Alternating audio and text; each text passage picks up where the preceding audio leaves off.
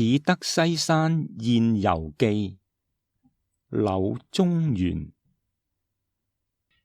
自余為六人，居士州，行罪律，其隙也，則怡而行，漫漫而遊。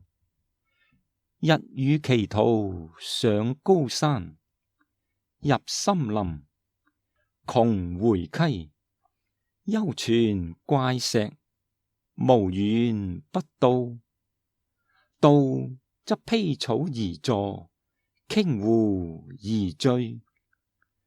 醉則更相枕而臥，臥而夢。意有所極，夢亦同趨。覺而起，起而歸。以為凡是洲之山有異態者，皆我有也，而未始知西山之怪特。今年9月28日，因坐法華西亭，望西山，始指意之。遂命僕過湘江，沿冉溪，着樽網，焚茅伐，窮山之高而止，攀援而登，積據而遨。則凡數洲之土壤，皆在任席之下，其高下之勢，崖然窪然，若跌若躍，尺寸千里，全速累積，莫得頓隱。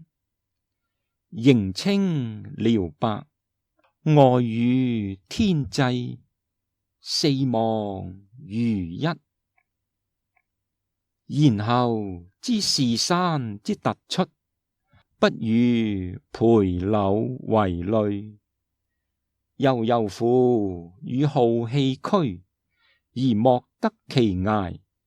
洋洋乎與造物者遊，而不知其所窮。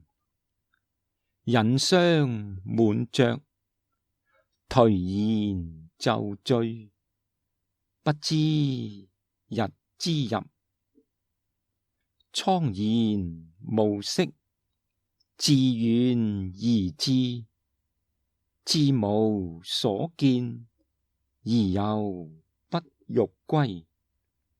心形形色，與萬化冥合。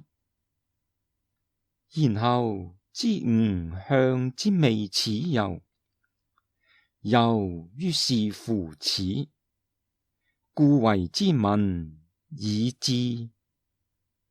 是歲元和4年也。